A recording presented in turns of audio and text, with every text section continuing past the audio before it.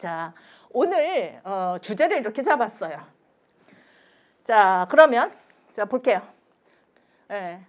여러분들 자녀들을 어떤 사람으로 키우고 싶은, 그래서 여기 오신 거니까 앞에 계신 분들은 항상 이렇게 질문 저기까지 갈 수 없으니까 예.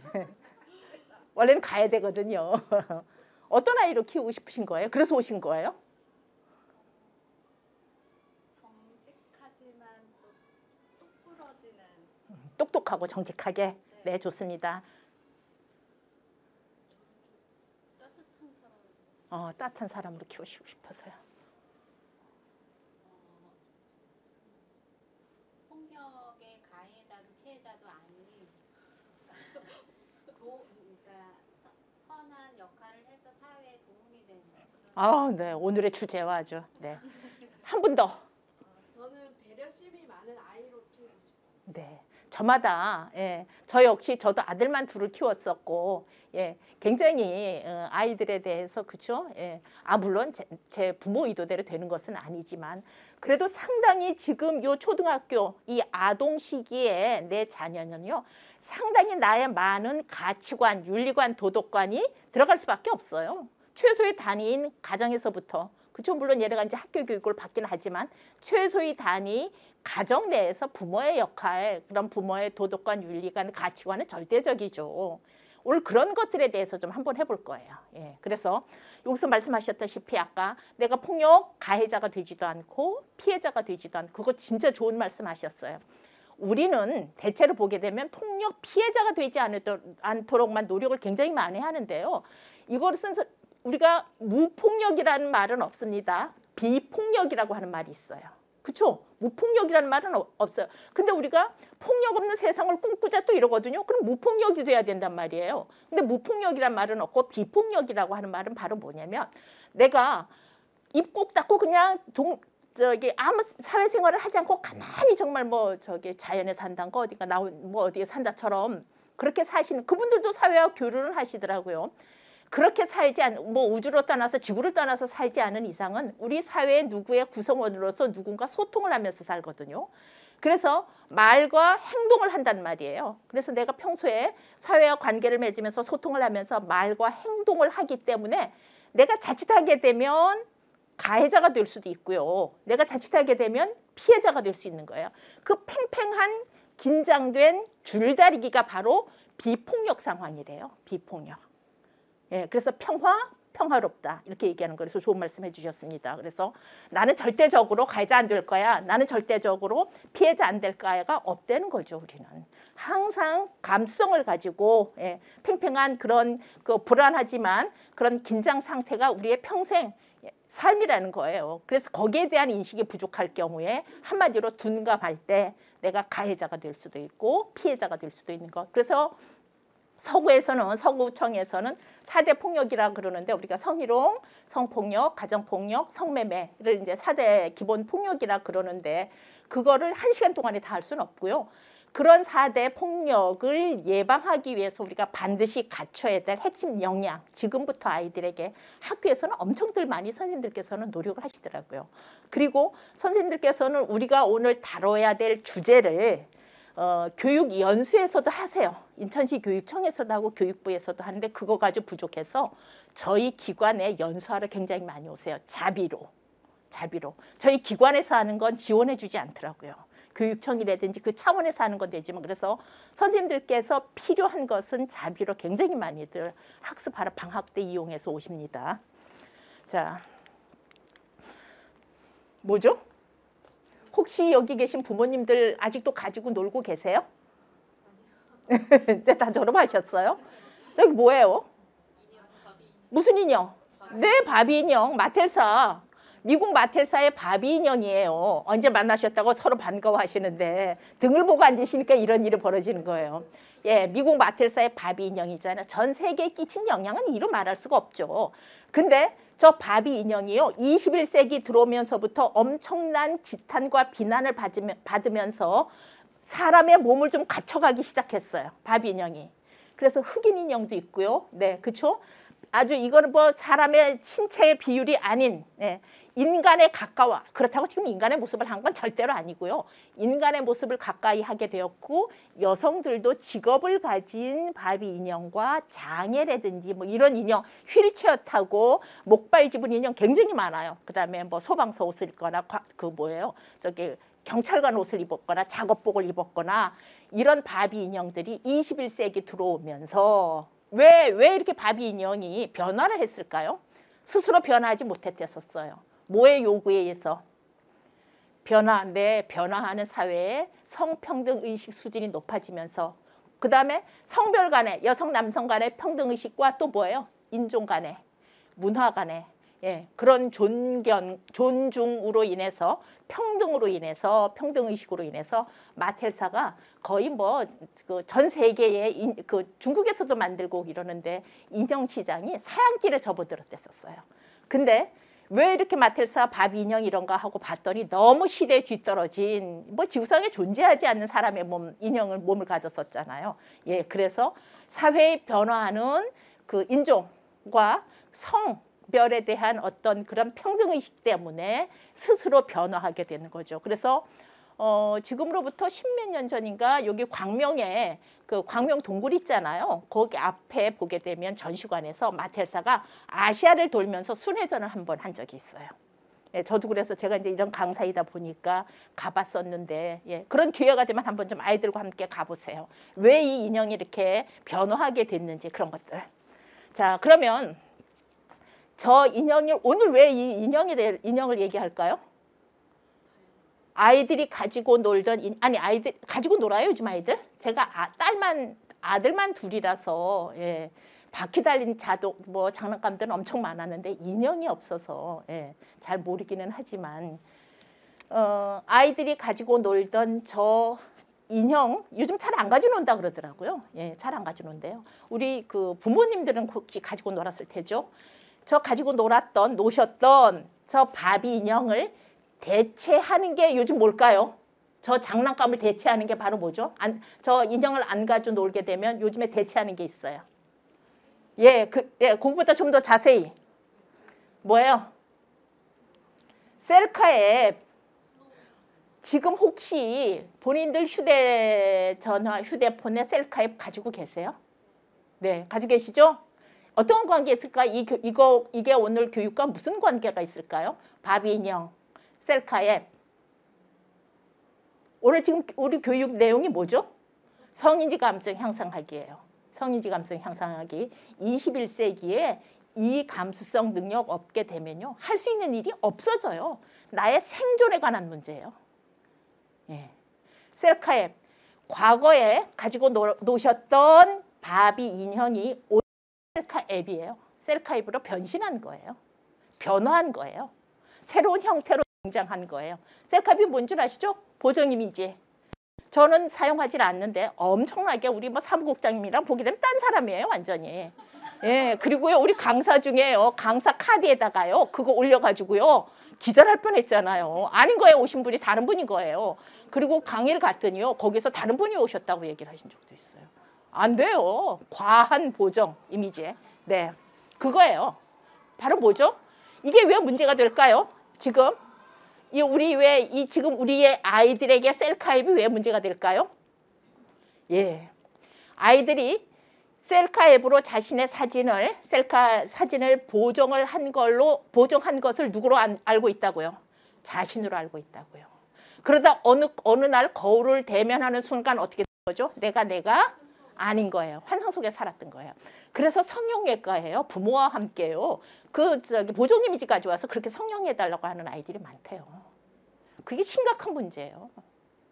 그게 심각한 문제예요. 과거에 그게 바비 인형이었다면 지금은 셀카 앱이라고요. 그것과 오늘 교육이 연결되어 있습니다. 그래서 우리가 그냥 단순한 셀카 앱이 아닌 거예요. 우리 성인들은 이게 보정 이미지로서 내가 아니라는 거 너무 잘 아세요. 아이들은 어떻다고요? 모른다고요. 거기에 있잖아요. 익숙해져서 이게 보정 이미지라는 것을 늘 들여다보잖아요. 내 거울 보는 것보다 그걸 더 많이 들여다볼걸요. 그래서 이게 나라고 하는 것이니까 자아가 분리되는 어떤 해리 현상 같은 것도 올 가능성도 높다는 거예요. 이게 굉장히 심각한 문제예요. 자아 존중감이 엄청나게 이제 떨어지기도 하고. 그래서 과거의 바비 인형 인형이 지금은 셀카입이다라고 하는 거. 자, 근데 우리는 아까 이제 내 아이가 성폭력 피해자가 어떤 폭력이라든지 피해자가 학교 폭력이라든지 피해자가 되지 않았으면 가해자가 되지 않았으면 하셨잖아요. 근데 오늘 다른 거를 학교 폭력이나 아동 학대는 따로 한 주제로 해야 돼요. 이거를 같이 이 짧은 시간에 다 다룰 수는 없거든요. 선생님들께서도 2시간 내지 4시간을 하신단 말이에요. 오늘은 주로 성인지 감성 향상하기와 성폭력에 대해서만 이제 할 거거든요. 주제가. 자, 우리는 일상생활 속에서 또래 간의 아이들끼리의 아니면 아동 대상 성폭력 피해를 입을까 봐 엄청 걱정을 많이 하고요. 아이들 그 등하교 지도도 엄청 많이 하고요. 교육도 엄청 많이 해요. 근데 이런 예방 교육이 한 20년 정도 21세기가 들어오면서 거의 모든 국민들의 대상으로 하고 있거든요. 그래서 어린이집 아주 아기들부터 경로당에 계신 100세가 넘은 저 102살 되신 분들도 교육 꽤 많이 해봤어요. 102살 인터넷 되게 많으시던데요. 그래서 전 세대에 걸쳐서 전 국민을 대상으로 국가가 이게 법에 의거해서 한단 말이에요. 폭력 방지법에 의해서.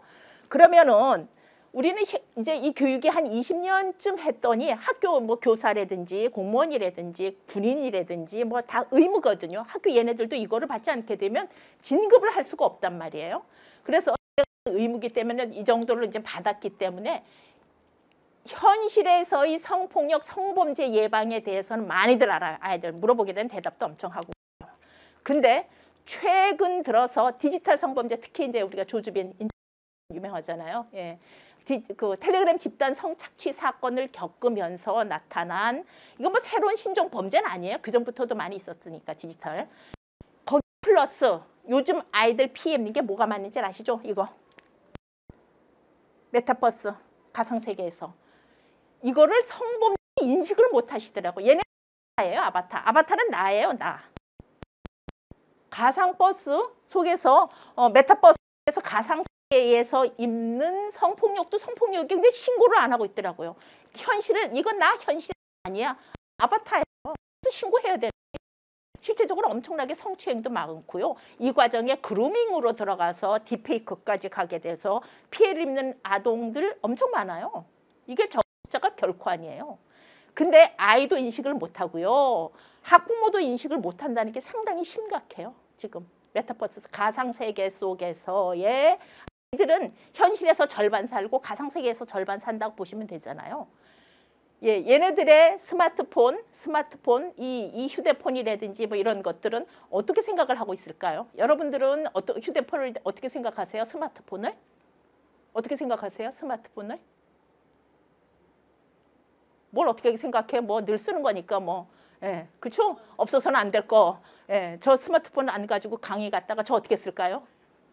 워치 때문에 전철은 타고 갔는데 점심도 굶고 이래서 직원이 사주시고 이랬댔었어요. 스마트폰 없으니까 아무것도 할 수가 없잖아요. 네, 결제고 뭐가 아무것도 할 수가 없으니까. 지금 여러분들은 부모들은 기성세대는 휴대폰을 그냥 내가 잘 사용하는 문명의 이기예요. 그렇죠? 근데 아동 청소년은 스마트폰을 어떻게 생각할까요? 저희들이 아동 청소년 교육을 하면서 저도 알게 된 결과예요. 스마트폰은 무엇이다 했더니 그 네모칸에다 뭐라고 썼게요? 청소년들이 장기이다. 신장이나 심장처럼 태어날 때부터 있잖아요. 외부에 있는 장기예요. 외부에. 걔네들 그렇게 하더라고요. 청소년 범죄, 그 디지털 성범죄 때문에 이제 교도소에 있거나 소년원에 있거나 경찰에 교육을 받으러 오는 대신에 얘네들은 이 스마트폰을 어떻게 인식을 할까? 제가 그래서 스마트폰은 무엇이다 라고 하는 퀴즈 같은 걸 냈어요. 그러니까 거기다가 어떤 애가 장기다 그랬더라고요. 너무 맞는 얘기예요. 외부에 있는 장기예요. 장기. 태어났을 때부터 있는 거예요. 그렇죠? 인식이 그렇더라고요. 그래서 얘네는 절반은 여기서 살고 절반은 가상세계에서 사는데 거기에서 발생하는 성범죄에 대한 인식이 없다는 게 아주 이게 심각한 문제예요. 아이들에게도 그래서 앞으로 이 아동들 대상으로 교육할 때 저거 반드시 해야 돼요. 미리 오늘 다 할 수는 없지만 알아두시라는 거 반드시. 예. 아바타는 나예요. 나. 저거 성폭력입니다. 디지털 성범죄예요. 그래서 신고해야 돼요. 예. 아이들 대상으로 그루밍 그 다음에 딥페이크로 넘어가서 엄청난 성폭력의 그 피해가 줄줄이 연결돼서 오는 피해가 엄청난 신종 범죄입니다. 자, 당연히 성폭력이 되는 거죠. 자, 오늘 이제 이런 것들을 할 거예요. 이거 바쁘니까 다는 못 하고요. 이거는 이 미투는요, 우리 사회의 방지법, 성폭력 특별 방지법에 의해서 교육을 하잖아요. 예방 교육을 하잖아요. 분기점이 된 사건이에요. 이건 아시죠? 미투가. 이건 분기점이 된 사건이에요. 그리고 우리 사회가 성별 간의 그런 고정관념이라든지 편견이라든지 불평등 의식 이런 것들이 한층 더 반폭력 감수성이 높아지게 되었던 우리 사회의 성숙한 분기점이 되었던 사건이 그냥 단순한 사건이 아니에요. 저거는 미투는. 자, 그래서 그 미투를 할 수 있었던 것은 물론 미국에서 그 하비 와인스타인이라고 하는 거대 제작자에 의해서 미국의 유명한 여성 배우들이 이제 성폭력 피해를 입었던 거잖아요. 거기서부터 시작이 됐는데 우리까지는 왔는데 일본에서는 미투가 조금 2018년에 조금 발생하는 듯 하더니 미국에서는 2017년부터 이제 엄청나게 많이 일어났잖아요. 근데 우리까지 와서 일본에는 가는 듯 하더니 못 갔어요. 왜 그럴까요? 물론 엄청난 문화가 달라요. 성문화와 이런 성폭력 반폭력 감수성 문화가 다르긴 하지만 왜 일본에서는 미투가 크게 발생하지 않았을까요? 왜? 그런 생각 안 해보셨어요? 뭐가 안 돼 있기 때문이죠? 위드유. 위드유가 안 돼 있기 때문에 미투는 단순한 고발이 아니에요. 미투를 할 수 있는 사람은 미투를 하는 사람은 우리 사회가 위드유 당신과 함께 공감하겠습니다. 안전한 세상을 만들기 위해서 우리가 연대하겠습니다. 이런 분위기가 조성되어 있지 않게 되면 미투는 할 수가 없어요. 미투는 결코 할 수가 없어요. 일본은 그게 안 되어 있었기 때문이에요. 우리는 엄청나게 미투와 함께 스쿨 미투가 이제 우리는 발생을 했던 이런 사례인데요. 자, 그래서 엄청나게 달라졌어요. 우리가 바라는 세상이 좀 더 안전하고 양성 성평등하고 서로 존중하는 그런 사회에 대한 염원이 엄청나게 발생했던 거죠. 자, 그랬는데 그 해에 우리 사회가 2018년 이제 1월 29일인가 그 서지현 검사가 미투를 했잖아요. 그다음에 그 안희정 도지사의 피해자였던 김지은 씨를 비롯해서 2018년 그 꽃피는 봄에 벚꽃 피고 엄청난 꽃들이 피어나는 그 시기가 우리 사회는 엄청난 소용돌이였어요.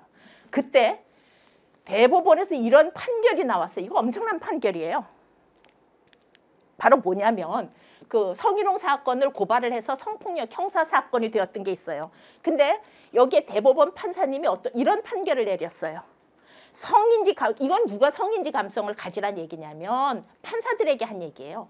대법원은 사건을 심리하는 곳이 아니거든요. 고등법원에서 항소해서 올라온 것을 법에 맞게 판결을 했는지를 보는 게 대법원의 이제 역할이잖아요.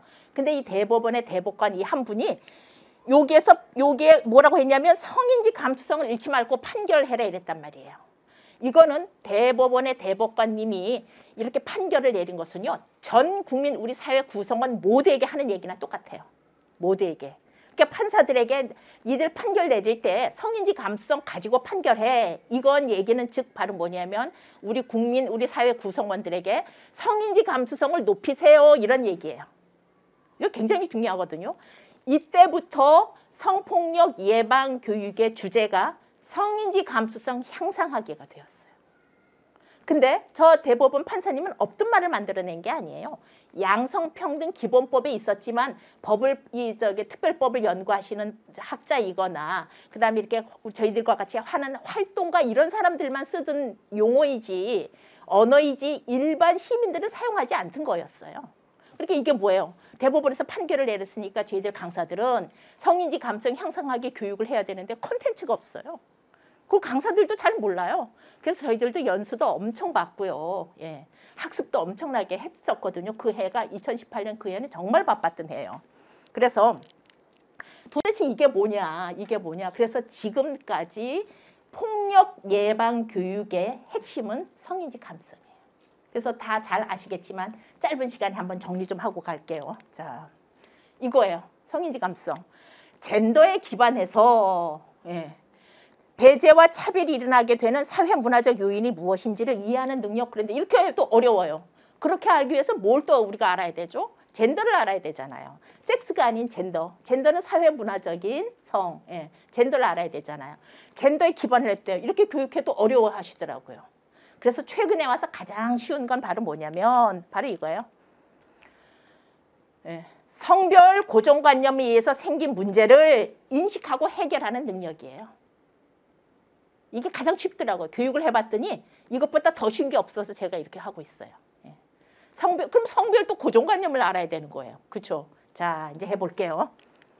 자, 우리가 성인지 감수성이라고도 하고 영어로는 젠더 감수성이라고도 해요. 젠더, 사회적인 성별, 여성, 남성. 그러니까 섹스는 여자, 남자, 수컷, 암컷이지만 젠더는 여성, 남성으로 살아가는 사회문화적인 성별을 우리가 젠더라 부르는데 원래 성교육할 때 그렇지 않아도 그 서구 평생학습관에서 연락이 왔는데 여기 아파트 단지들이 새로 되게 많이 생기잖아요. 예, 평생학습관에서 이렇게 찾아가는, 그러니까 배달 교육이라 그러더라고요.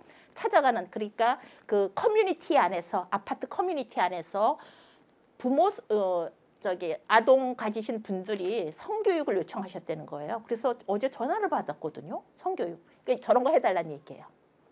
폭력 예방 교육이 아니라 성교육. 여러분들 성교육 제대로 받으셨어요?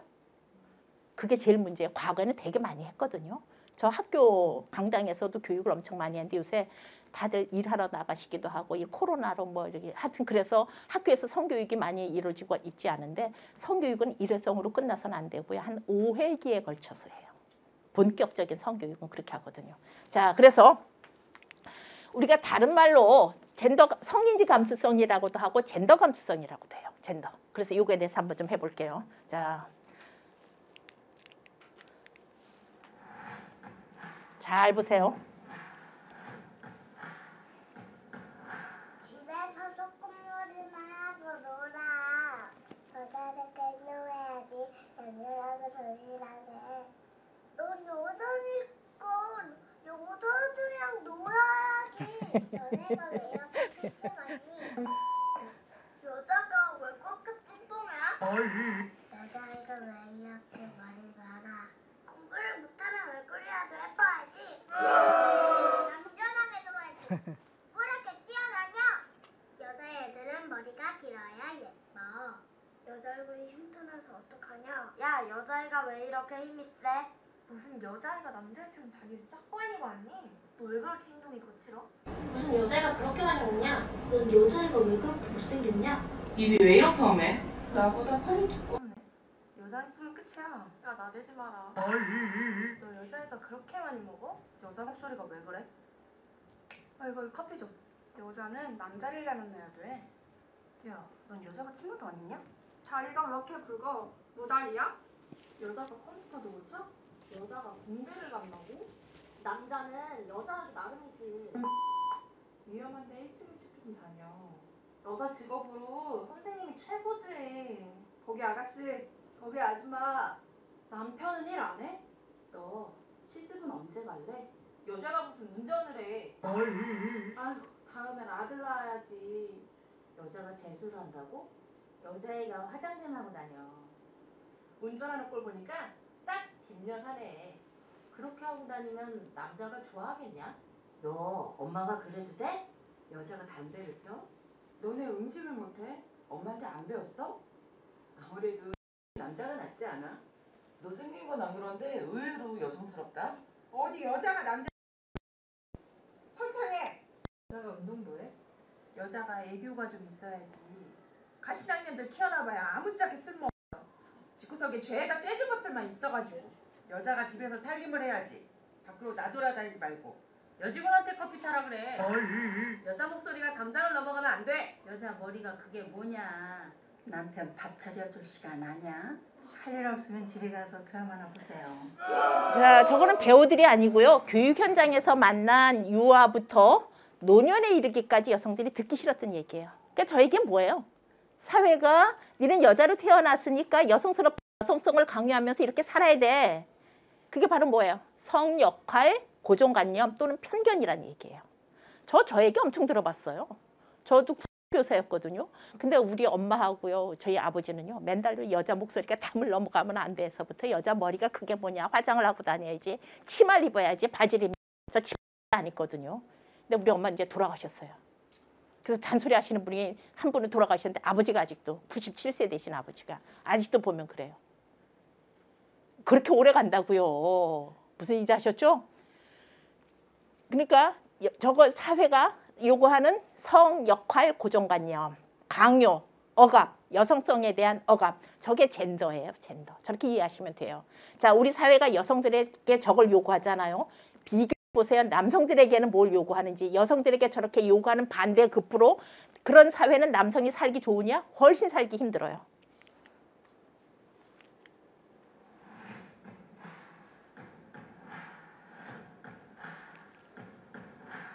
남자를 보고 맨날 칙칙해야지. 남자는 여자한테 양보하는 거야. 너 많아 보이구나. 왜 이리 말랐어? 남자는 강양해. 그 모든 남자가 그의 겁이 많아. 남자가 하지 못하게 너무 비실비실한 거 아니야? 하나는 여자들이 하는 거야. 남자가 남자답게 씩씩해야지. 남자애가 왜 이렇게 겁이 많니? 너 여자같이 생겼다. 남자가 왜 기집애들하고 놀아? 남자애가 무슨 인형놀이냐? 기집애도 너보단 낫겠다. 남자가 무거운 것도 못 들어? 남자는 능력만 있으면 다 돼. 네가 뭔 메이크업 아티스트야. 여자애처럼 투정 좀 부리지 마. 네가 남자 망신 다 시킨다. 뭐라고? 너가 비비크림 바른다고? 요즘 애들은 너무 나약해. 남자 새끼가 그것도 몰라? 고무줄놀이 같은 거 하면 거시기 떨어진다고. 남자 새끼가 그거밖에 못해? 남자가 힘든 것도 못 참냐? 한심하다. 맞고 들어오면 혼난다. 남자가 그게 뭐냐? 씩씩해야 남자지. 어깨 남자네. 여자는 한때고 친구는 평생이야. 꼴에 남자라고. 돈만 잘 벌면 이쁜 애들이 줄을 서. 네가 설거지를 한다고? 네가 애를 본다고? 네가 빨래를 한다고? 와이프는 집에서 뭐하냐? 그렇게 숫기가 없어서 어떡하냐? 남자가 뭐 그거 갖고 그래. 남자가 뭘 그렇게 깔끔을 떠냐? 남자는 힘. 너 남자 새끼가 왜 그렇게 술 못 먹어? 어? 남자가 그것도 못하냐? 내라. 군대를 갔다 왔냐? 그 목소리에 힘이 없어. 크게 좀 말해. 남자가 운전도 못하냐? 너 그래가지고 가족들 먹여 살리겠냐? 돈을 잘 벌어야지. 야, 그렇게 배짱이 없냐? 이건 뭐 기집애도 아니고. 네가 그 나이에 무슨 힘을 쓴다고 그러냐? 자, 우리 사회가 요구하는 남성성이에요. 확연하게 차이가 나죠. 예, 남성들에게 주로 뭘 요구해요? 힘, 능력, 돈, 가정 책임, 가장. 그다음에 더 중요한 건 뭐예요? 술, 친구. 나중에 또 모두 나와요. 군대. 그렇죠? 우리 사회가 요구하는 그 성역할, 남성다움을 요구하는 성역할 고정관념인 거예요. 이거 굉장히 심각해요. 그래서 아까 성이지 감성, 젠더 감성이 뭐예요? 성역할 고정관념의 문제점을 알고 이것을 개선해 나갈 수 있는 능력이 젠더 감성인 거예요. 성역할 고정관념을 개선하는 거. 그걸 알아야 되는데 모른다고요. 왜냐하면 옛날부터 그런 소리 들으면서 살았고 그렇게 살아갈 거니까. 예. 당연히 세상에 여자로 태어났으면 여성스럽게 살아야 되고 태어났으니까 남성스럽게 살아야 된다라고 하는 그런 성별 고정관념이 아주 어려서부터 우리 사회에 만연해 있고 요구하고 그렇게 하는 사람을 칭찬하고 숭앙하고 그러다 봤더니 이게 문제점을 모른다고요. 이렇게 잘 들어주세요. 우리 사회가 남성 중심적이고 가부장적인 사회, 남성 중심적이고 가부장적인 사회는 우리만 그런 거 아니에요. 전 세계적인 현상이에요. 근데 그게 나쁘다는 게 아니에요. 그런 남성 중심적이고 가부장적인 사고 체계를 가지고, 왜냐하면 그런 데서는 발전 뭐 이런 것들이 있잖아요.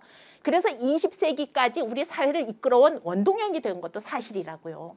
근데 21세기가 되어서는 그렇게 살아서는 안 된다는 얘기예요. 지속 가능한 삶을 살 수 없다는 얘기예요. 제일 큰 문제가 뭐예요? 전쟁 발생하죠. 환경, 기후 위기에 왔었죠. 성별 간의 이런 다툼 많죠. 여러 가지 문제를 내포하고 있어요. 그래서 이제는 국가가 그 민족이 사회가 지속 가능한 사회가 되기 위해서는 서로가 있잖아요. 이런 그런 성역할 고정관념, 편견 이런 것들을 버리고 성평등하게 살아봐야 된다 이런 얘기거든요. 근데 우리 사회는 거기에 플러스 뭐가 아주 본드처럼 붙어 있죠. 유교적인 관념 체계. 우린 더 그렇잖아요. 그래서 우리 사회에서 가장 불쌍한 사람을 치라고 하면요. 장남, 장손. 제일 불쌍한 여성을 치라고 하면 종손, 종부, 맏며느리. 이루 말할 수 없어. 내가 없어요. 내가. 이런 것들이 젠더 감수성이에요. 그래서 이것을 해결할 수 있는 능력 이런 것들이 젠더 감수성이고요. 이게 바로 뭐냐면 교육에서 성인은 가지고 있는 것을 어느 날 다 없앨 수가 없어요. 살아온 역사가 있는데 어떻게 없애겠느냐고요. 그러니까 줄이도록 노력하는 거예요. 그게 감수성이에요. 그리고 지금 자라나는 아이들은 고정관념이 생기지 않도록 하는 거예요. 그게 제일 중요해요. 학교 선생님들 엄청 노력하실걸요. 그리고 학교 선생님들 중에서도요. 이게 힘들어가지고요. 학교 교사 더 이상 못 하시겠다고 하시는 분들도 계세요. 본인의 성역할 고정관념이 너무나 강력하셔가지고요. 내가 이 아이들 가르치는데 나 너무 힘들어요. 상담하시는 분들도 되게 많으세요. 그리고 제가 아는 모 고등학교의 선생님은 휴직 들어가셨어요. 이게 너무너무 힘들다는 거예요. 본인이 이렇게 성평등한 사람으로 살아오지 않았기 때문에 이걸 학교 아이들에게 적용을 한다는 게 너무너무 어렵다는 거예요. 그래서 어느 날 저한테 상담을 오셨더라고요. 그래서 일단 쉬어보세요 그랬어요. 쉬시면서 연수도 받으시고 노력도 하시고 그때 한번 나오세요. 안 그렇게 되면 학교 현장에서 위험해져요. 선생님이 굉장히 위험해져요. 자, 그래서 이게 성별 모든 것을 나눠요. 예, 성별로 인간의 태도, 행동까지도 억압을 해요. 예, 이런 것들을 성평등한 사회를 만들어야 된다. 이제 이런 얘기죠. 자, 그래서 이게 뭐가 중요하냐면 이거예요. 이렇게 성역할 고정관념 때문에 나는 여자로 태어나기 위해서 태어난 게 아니잖아요. 그리고 나는 남자로 태어나기 위해서 태어난 게 아니에요. 태어났더니 여자이기도 하고 남자이기도 하거든요. 그래서 성역할 고정관념을 버리고 어떻게 하자니 줄이고 해소시키고 나답게 살란 얘기예요. 개인의 개성과. 그러니까 한마디로 이런 것들은요. 그 역할을 강요했기 때문에 능력을 발휘할 수 그 자체를 막는다는 얘기예요. 자기의 개성껏 나답게 살아갈 수 있는 기회 자체가 사회가 없앤다는 얘기예요. 굉장히 이건 사회의 발전을 위해서 비극이에요. 그리고 그런 좋은 모델이 우리가 이렇게 남성 중심적이고 가부장적인 사회에서 탈피해서 성평등한 나라들이 있잖아요. 모델이 있잖아요. 북유럽 나라들, 노르웨이, 핀란드, 스웨덴, 덴마크 뭐 그런 나라들은 정말 그렇다고 그 나라도 50대 50은 아니에요. 한 6대 4. 조금 더 핀란드 같은 경우에는 그 노르웨이 같은 경우에는 45대 한 55 정도. 아직까지 완전한 성평등은 이루어지지 못했지만 50대 50을 향해서 열심히 노력하고 있는 중이에요. 예. 완벽한 나라는 없지만 그런 나라들이 대체로 봤더니 잘 살고, 그렇죠? 일단 잘 살고, 그다음에 국민 행복도가 높고, 예. 이렇다는 거예요. 그래서 모델이 있기 때문에 먼저 우리보다 40, 50년 먼저 실천을 해서 결과를 나타내는 나라들 모델이 있기 때문에 우리도 이렇게 노력을 하는 거죠. 자, 아까 이제 우리가 성역할 고정관념, 여자가 듣기 싫은 얘기, 남자가 듣기 싫은 얘기 이제 한번 살펴봤잖아요. 그래서 여자는 이래야 돼, 젠더. 이걸 뭐라고 하죠? 코르셋. 우리가 입는 코르셋. 요즘에도 왜 뭐 드레스 입고 이럴 때는 이제 코르셋 안에 있잖아요. 그건 물리적인 코르셋이고 이거는 뭐죠? 네, 정신적인 심리적인 코르셋인 거예요. 씌워놓는 거예요. 너 이거 입어야 돼. 너 이거 입지 않으면 여성답지 않잖아. 엉망이잖아. 이게 되는 거예요. 이걸 우리가 코르셋이라고 부르는 거예요. 여성들에게는. 남성은 이래야 돼. 이게 바로 뭐예요? 맨박스죠. 예, 미국의 포니 워터가 얘기했던 것. 한국형, 이게 시간이 많으면 이게 이제 여러 회차로 하게 되면 맨박스 영상도 보여드리고 이럴 텐데 이게 일회성이라 제가 말이 아무리 빨라도 할 수 있는 게 한계가 있거든요. 맨박스예요. 남성에게 사회가 요구하는 강요, 억압.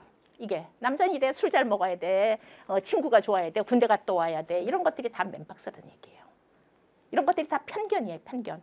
그래서 젠더 감수성, 성인지 감수성은 성역할 고정관념, 편견 이런 것들을 줄이고 다음 세대는 아동 청소년들에게는 형성되지 않도록 하는 것이 우리 교육의 목표예요. 그러기 위해서는 바로 뭐예요? 성인지 감수성을 향상시키는 길밖에 없어요. 성인지 감수성이 아주 없는 사람은 없어요. 높은 사람 있고 낮은 사람 있어요. 근데 21세기에는 이제 우리가 고등학교까지 다 의무 교육이 되었잖아요. 그래서 고등학교만 준하는 검정고시라도 학교 밖 청소년도 한 40만이 넘거든요. 그래서 이 과정을 마치게 되면 우리나라에서 못하는 일이 없어요. 다 할 수 있어요. 다 할 수 있어요. 못하는 일이 없단 말이에요. 특별히 요구하는 어떤 직업에서는 자격증을 갖추면 된단 말이에요. 그렇기 때문에 우리 사회가 구성원들에게 국가가 일정 수준의 능력은 다 갖추도록 해놨단 말이에요. 거기 플러스 여러분 자녀들이 살아갈 21세기의 인재가 되기 위한 핵심 역량은요, 성인지 감성이에요. 요새는 기업이든 개인이든 뭐 공무원이든 특히 요즘 와서 어디가 제일 문제가 되는 줄 아세요? 경찰, 그다음에 사법부 판사들 성인지 감성이 낮은 판결을 내리게 되면 어떻게 되는 거죠? 만천하에 공개돼요. 이루 말할 수 없어요. 그래서 21세기 내가 좀 더 내 개성을 발휘해서 내 능력을 발휘해서 행복하게 안전하게 살아가기 위해서는요, 성인지 감성을 갖추지 않게 되면 할 수 있는 일이 엄청 줄어들어요. 엄청 줄어들어요. 이게 뭐와 직결되기 때문이다? 폭력과 직결되기 때문이에요. 성폭력, 성매매, 성희롱, 가정폭력의 근간이 되기 때문이에요. 이런 것들이 성역할 고정관념, 편견 이런 것들이 모든 폭력의 기반이 되는 거예요. 그래서 젠더 기반 폭력이라 불러요. 그런 폭력들을. 그래서 제일 우리 국가 사회가 추구하는 목표는 바로 뭐냐면 성평등, 양성평등한 사회를 만드는 거예요. 북유럽의 나라들처럼. 그러기 위해서는 젠더 감수성, 성인지 감성을 높이는 길밖에 다른 방법이 없어요. 방법이 없어요. 근데 기성세대는 어려서부터 이런 교육과 환경 속에서 살지 않아서 이거를 실천하기가 너무너무 어려워요. 머리로는 이해를 하는데 언어, 행동으로서는 너무너무 어려워해요. 그래서 제가 보관철수에서 뭐 전자발찌 찬 사람도 있고 교도소에서 실형 살다 나온 사람도 있고 별의별 사람 다 있어요. 얼마나 많은 줄 아세요? 별의별 사람? 그러니까 제가 그 교육을 20년을 했으니 온갖 범죄자를 다 만났다고 생각하시면 될 거예요. 그 사람들 보게 되면요, 젠더 감수성이요, 바닥이에요, 바닥. 그래서 저도 그 교육해요. 폭력 예방 교육에서 저런 것도 꼭 얘기해요.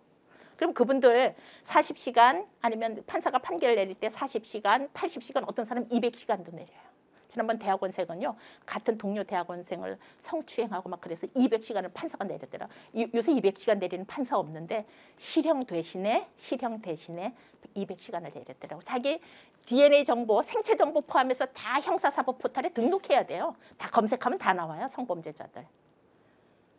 무슨 얘기인지 아셨죠? 그래서 이제는 성범죄자가 되게 되면요, 이번에 온 그 성범죄자 제 20명 하는 집단에도 직업 엄청 다양해요. 경찰에서부터 교사에, 학원 강사에, 헬스 트레이너에 엄청 다양해요. 엔터테인먼트 사장은 한 번도 빠지지 않고 와요. 무슨 얘기인지 아셨죠? 그 연습생들, 성추행 이런 것들. 자, 그래서 내가 할 수 있는 일이 없어요. 그럼 그 사람은 엔터테인먼트 사장 앞으로 못해요. 그 일을 못해요. 아동 청소년 관련된 일 못해요. 할 수가 없어요. 내가 할 수 있는 일 할 수가 없게 되는 거예요. 그러니까 앞으로 우리 아이들이 그러면 좋겠냐고요. 그래서 수학 영어를 학습시키고 노력하는 것도 좋지만요, 일상생활, 이건 바로 뭐냐면 나의 말과 행동, 태도에서 아이들은 배우니까. 학교에서는 열심히 잘 가르치세요. 근데 이게 거리가 생기면 안 되잖아요. 가정과 사회와 학교가 일치해야 되잖아요, 아이들이. 그래야 아이들이 유리되지 않은 이런 태도를 학습할 수가 있게 된다는 얘기죠.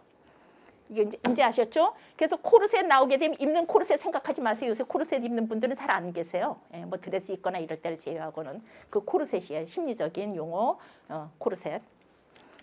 자, 그래서 이거 항상 이래요. 항상 일상생활 속에서. 자, 요거를 한번 연습해 보시면 쉽게 아실 텐데, 여러분들 아이들 엄청 좋아하는 아이스크림인데, 그렇죠? 요 핑크한 거 뭔지 아시죠?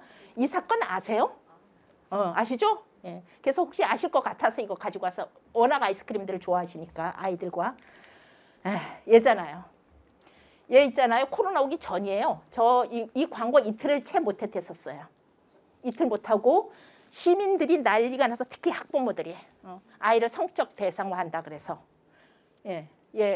못 보신 분, 이거 광고가 이틀 만에 내려와가지고 잘 모르시나 보다. 모르시는 표정이야. 베스킨, 이렇게 얘기하면 좀 안 되지. 어쨌든 베스킨, 라빈스, 그 아이스크림. 그거는 선생님, 여러분, 다국적 기업인 거 아시죠? 이제 그 코리아에서 이 영상을 제작해가지고 이게 바로 뭐냐면 블러썸. 그러니까 봄에 벚꽃 필 때 특화되어 있는 상품이에요. 그렇지 않아도 블링블링 핑크핑크한 데다가 그 벚꽃 상품이니까 엄청나게 이제 핑크핑크하게 요거를 했거든요. 하루 광고를 올리자마자 시민단체와 아동인권단체, 청소년단체에서 난리가 났어요. 아이를 성적 대상화 시켰고 젠더 감수성, 인권 감수성이 낮은 광고다. 그랬더니까 그 라벤스 그 코리아에서 뭐라 그래? 무슨 문제 있어? 나 얘 부모 동의하에 다 촬영했고 문제 없어 이렇게 나왔던 거예요. 근데 걔네 엄마가 한술 더 떴어요. 뭐가 문제야? 내가 다 입회하에 찍었는데 여기 아동 탄압이 이루어진 것도 아니고 뭐가 문제야? 이렇게 나왔던 거예요. 그러니까 이렇게 되면 우리 시민들은 의식 있는 시민들은 뭐로 들어가죠? 불매로 들어가죠. 불매. 그러니까 이틀 하고 광고 내렸던 거예요. 얘가 그때 11살이래요. 이거 하나만 볼까요? 우리가 시간이? 시간이. 어른 같은 아동 모델 문제 있다. 한 아이스크림 회사의 온라인용 광고가 아동 모델을 성적 대상화했다는 논란에 휩싸였습니다. 일단 광고 한번 보시죠.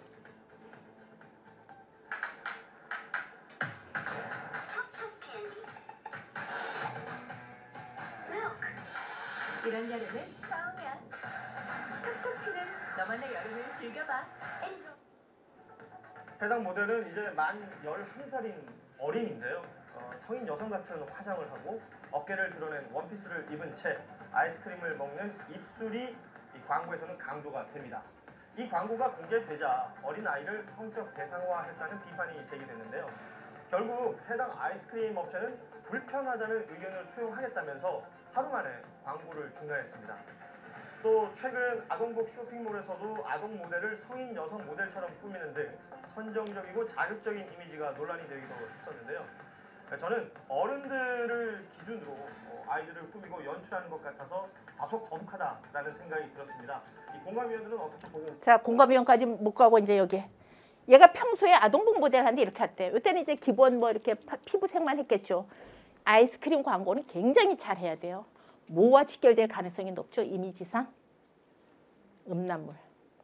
아이스크림 광고는 엄청나게 젠더 감수성, 성인지 감성이 들어가야 돼요. 아이스크림 광고. 그래서 광고계에 있는 사람들은 굉장히 창의력뿐만 아니라 광고 쪽에 보수도 높고 좋은 거 아시죠? 예. 광고 쪽에 특히 광고 쪽에 일하시는 분들은요.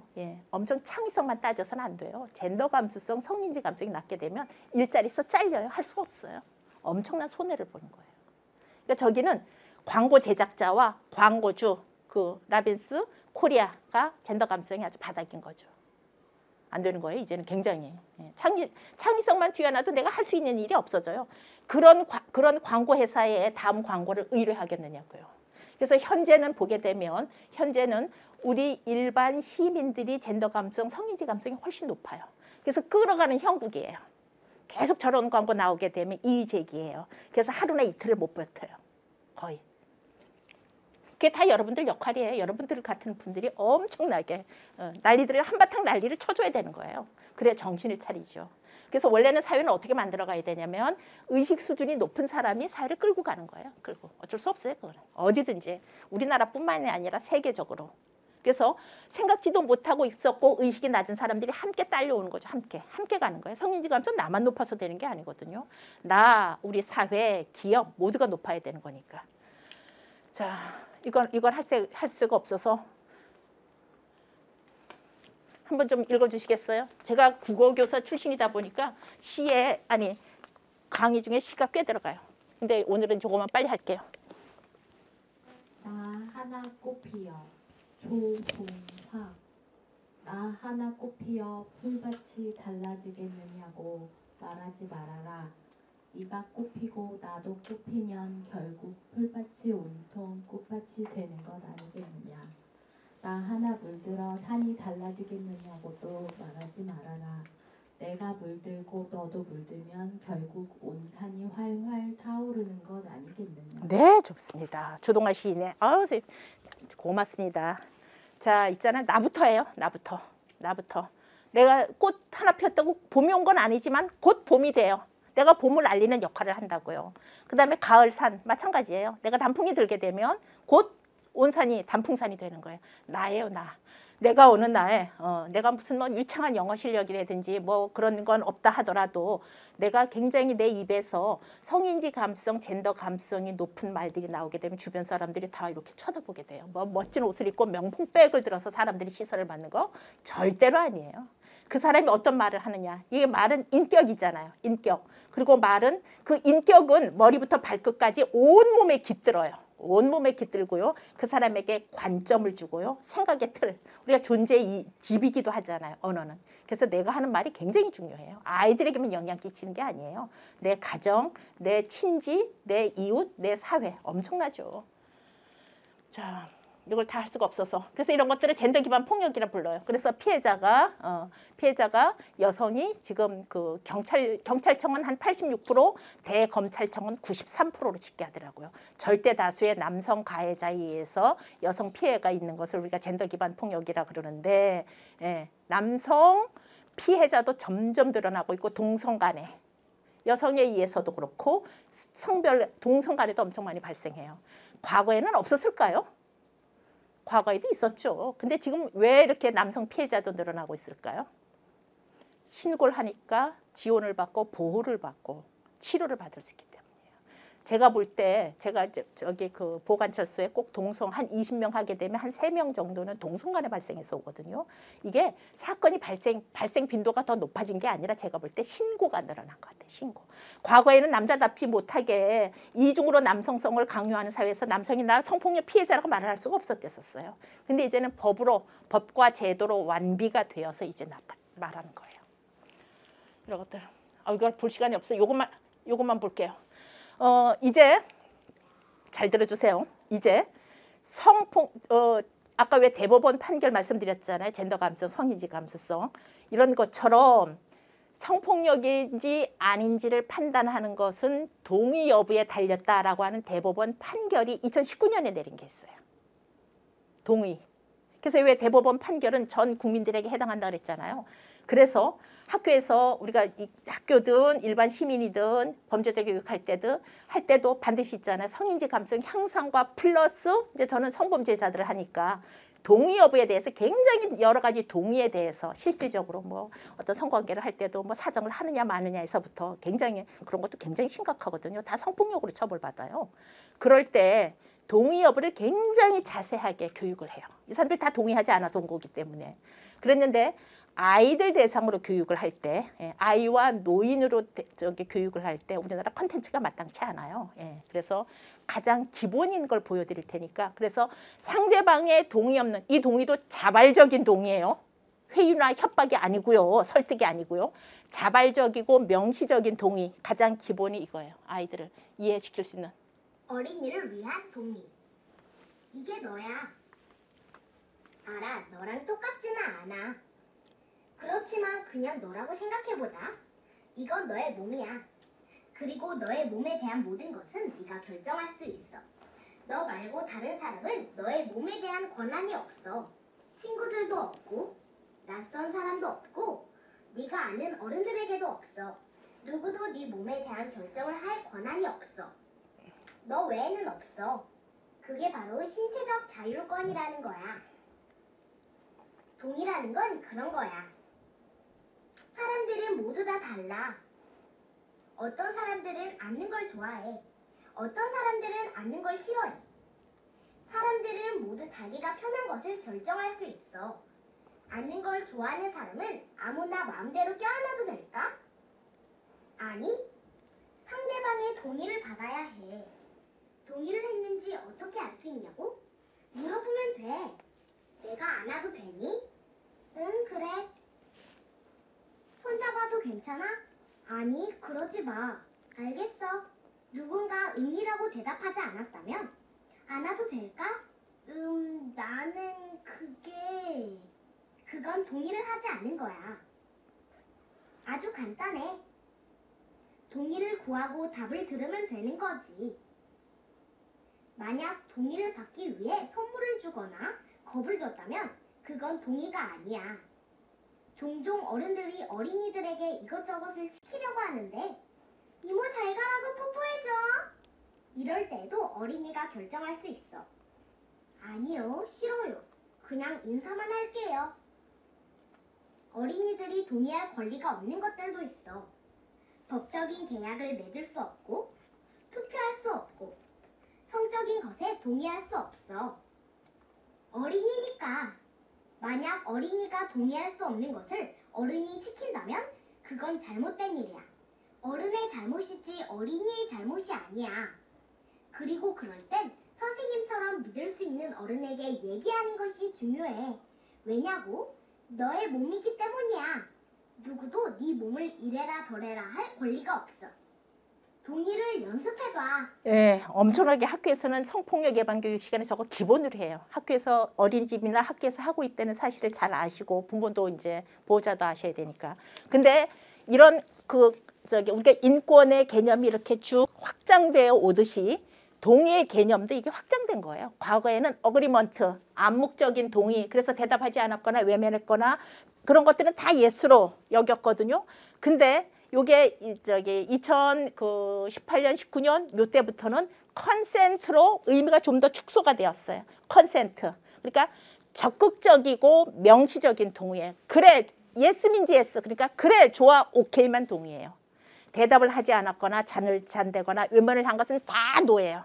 그래서 컨센트로 동의의 개념이 축소된 거예요. 이건 우리뿐만이 아니라 세계적인 현상이에요. 그래서 아이들에게 내 몸을 통해서 아이가 세상을 나왔지만 걔는 걔예요.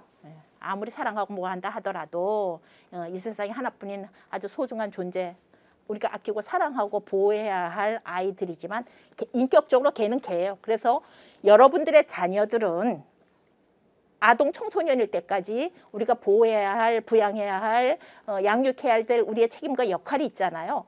그렇다고 그 아이들은 있잖아요. 인격적으로 미숙한 아이가 아니에요.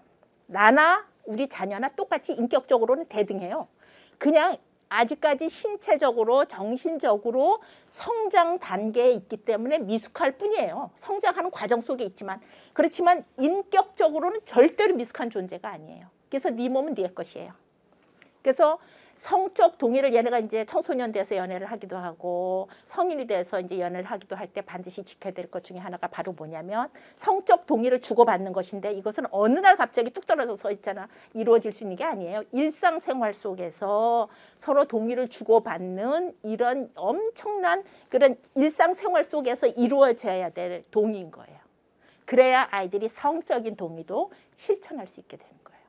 그래서 현재 성폭력에서의 판단 기준은 자발적이고 명시적인 동의다 하는 것에 판결이 있기 때문에 여기에 준해서 모든 교육들이 이렇게 이루어지고 있습니다. 그래서 오늘 교육 한 5분을 늦게 하니까 아까 보여드릴 영상 한 개가 이제 못 보고 지나가는데 성적인 동의를 주고받기 위해서 먼저 우리가 해야 할 이런 일들이 있는 것들은 이제 다음 기회가 되게 되면 이제 하고 오늘 이제 교육은요.